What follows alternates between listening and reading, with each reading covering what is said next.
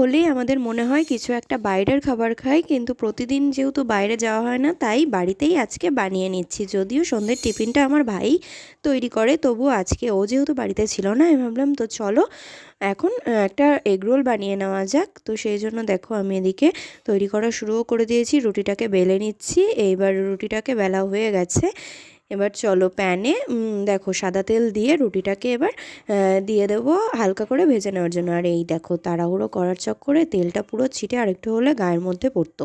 তারপরে একটা প্যানে আরও একটা ডিম ভেজে নিলাম। এবার ডিমের ওপরে রুটিটা দিয়ে ভালো করে একটু ভেজে নেব, আর তারপরেই কিন্তু এগরোলের জন্য পুরো রুটিটা আমাদের তৈরি হয়ে যাবে। আর এইদিকে আমি আজকে শসা ছিল না বাড়িতে, তাই জন্য শসা দিইনি, আজকে দিয়েছি শুধুমাত্র পেঁয়াজ, লঙ্কা, সস আর বিট লবণ, আর একটু লেবুও চিপে দিয়েছিলাম। তো তোমরা কারা কারা এইভাবে এগরোল বানিয়ে খেয়েছো অবশ্যই কমেন্ট করে জানিও। তো ভিডিওটা কেমন লাগলো জানিও, ভালো লাগলে লাইক, কমেন্ট অ্যান্ড সাবস্ক্রাইব। তো দেখা হচ্ছে নতুন একটা ভিডিওতে। তো চলো এবার রোলটাকে পুরো রোল করে নিই। তো প্রথমে তো অনেক দিন হয়ে গেল এগরোল বানাই না, তো দেখো তারপরে আমার ফাইনালি এগরোল বানানো হয়ে গেছে, এবার সকলকে দেব।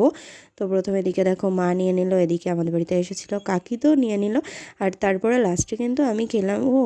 মাঝে মাঝে মনে হয় যে আমি এত সুন্দর রান্না করতে পারি। যাই হোক, দেখা হচ্ছে নিউ ভিডিওতে। বাই।